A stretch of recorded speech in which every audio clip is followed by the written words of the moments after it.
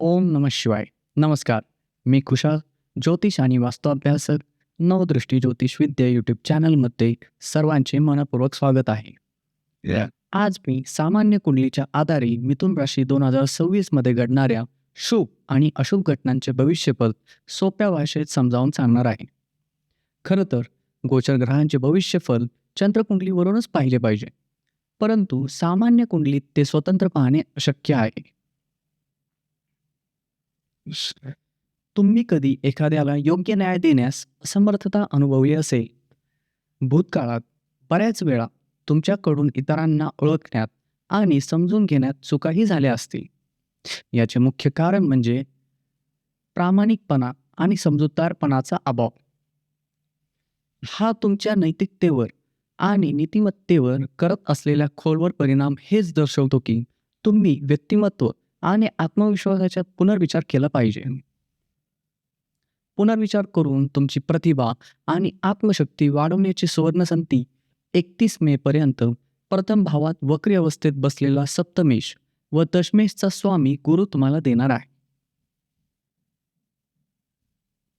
खरं तर येथे गुरुला केंद्राधिपत्य दोष लागतो, पण प्रथम भावात मित्र राशीमध्ये कुलदीपक व केसरी योग निर्माण करताना महत्वाकांक्षी परिस्थिती निर्माण होते. जर तुम्ही धर्माचे पालन करता करता कुठल्याही क्षेत्रामधील उच्च शिक्षण घेत असाल तर तुम्ही काही नवीन ज्ञान मिळवून तुमच्या जीवनाच्या प्रगतीचा मार्ग तयार करू शकाल. सुंदर, हलक्या फुलक्या, सुसंस्कृत, शुद्ध आणि मोकळ्या मनाच्या स्वभावामुळे तुम्हाला कुटुंबातील वडीलधाऱ्या आणि नातेवाईकांकडून प्रेम व आदर मिळेल. मिथुन राशीचा एखादा कवी किंवा साहित्य लेखक त्याच्या कठोर परिश्रमाने संयम व चतुर बुद्धीच्या अद्भुत मेळ साधण्यात यशस्वी होईल. कदाचित मिथुन राशीचा कोणी एखादा व्यक्ती श्रीमंत नसेलही, परंतु ह्या कालावधीत यशस्वी नक्कीच होईल. महत्वाचं म्हणजे काय आहे की गुरु हा ज्ञानाचा कारक असल्याने अध्यापनामध्ये तुमची आवड वाढणे साहजिक आहे. मिथुन राशी बुद्धिमान बुधची राशी असल्याने तुमचा चंचल स्वभाव तुम्हाला विविध विषयांवरील माहितीचा खजिना ठेवण्यास मदत करतो.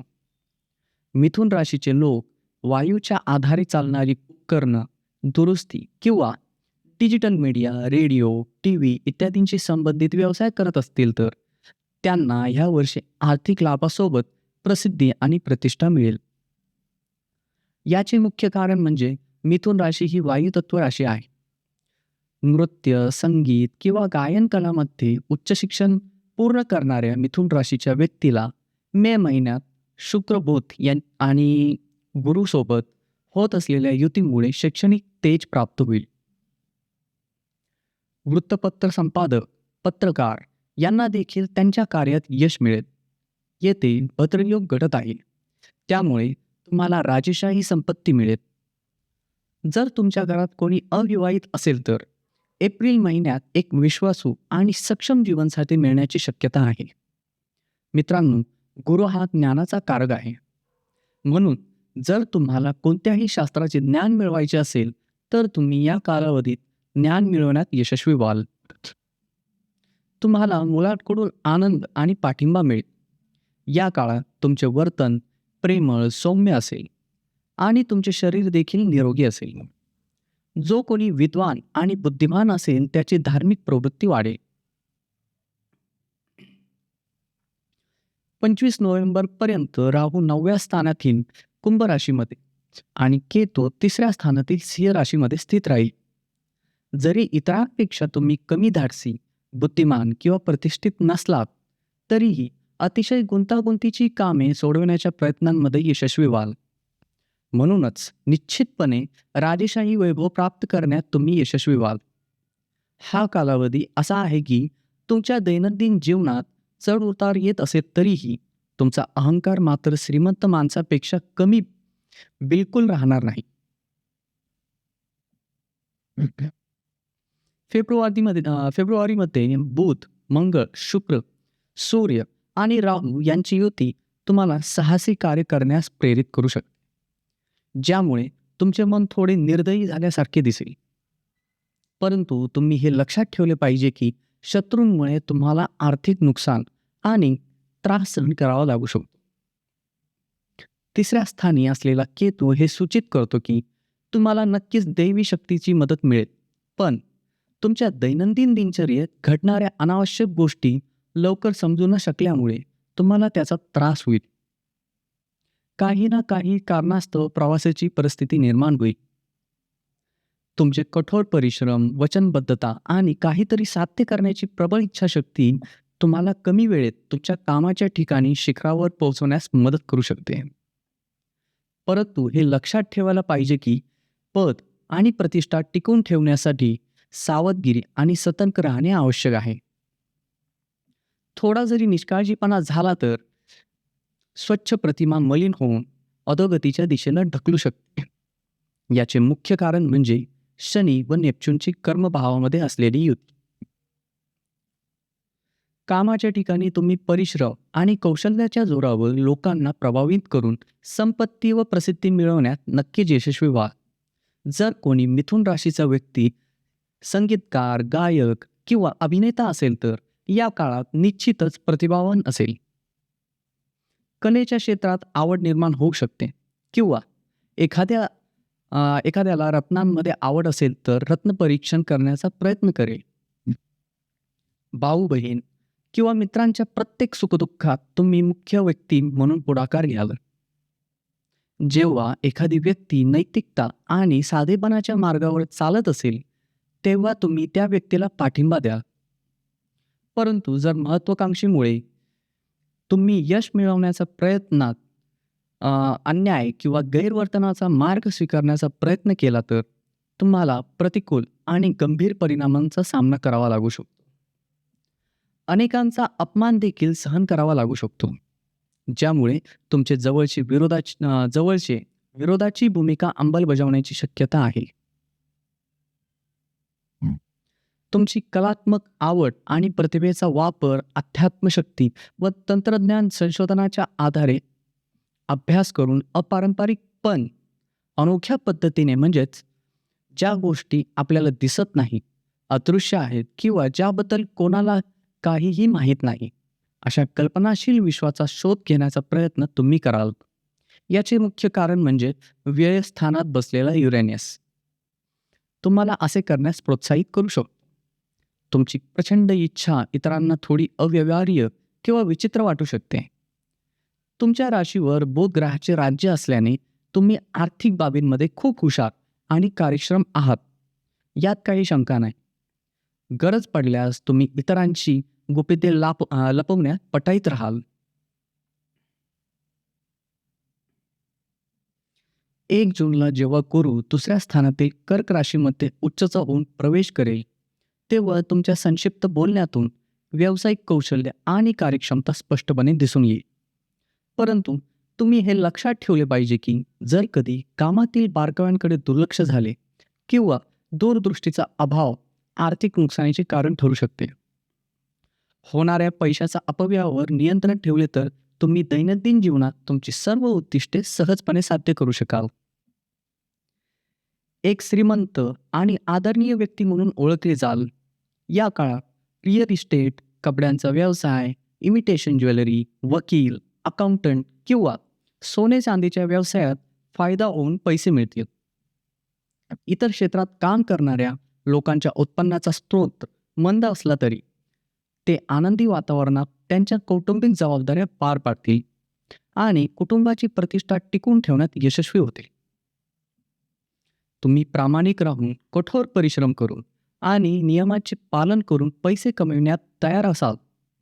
तुमच्या मामाकडून तुम्हाला आनंद आणि पाठिंबा मिळेल, परंतु तुमच्या पत्नीकडून तुम्हाला अपेक्षित आनंद आणि पाठिंबा मिळणार नाही.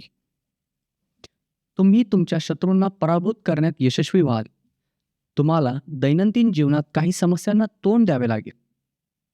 31 ऑक्टोबरला जेव्हा गुरु तिसऱ्या स्थानातील सिंह राशीमध्ये प्रवेश करेल तेव्हा या काळात तुम्ही साहित्य, लेखन, पर्यटन किंवा आयात निर्यात क्षेत्रात करिअर करण्याचा प्रयत्न कराल.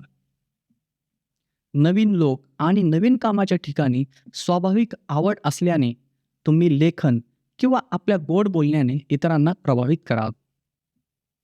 प्रवास आणि पर्यटनातून लाभ मिळवा.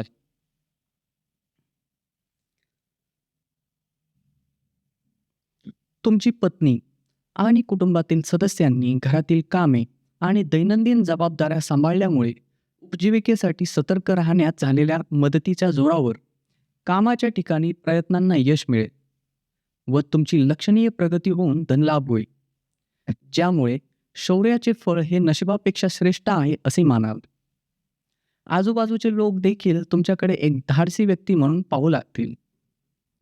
25 नोव्हेंबरला जेव्हा राहू अष्टम स्थानातील मकर राशीमध्ये आणि दुसऱ्या स्थानातील कर्क राशीमध्ये केतू वक्री होतील, तेव्हा यावेळी संदेशवाहक कामातील तुमचे कौशल्य स्पष्टपणे दिसून येईल. तुम्हाला घर, जमीन, वाहन यांचे सुख मिळेल.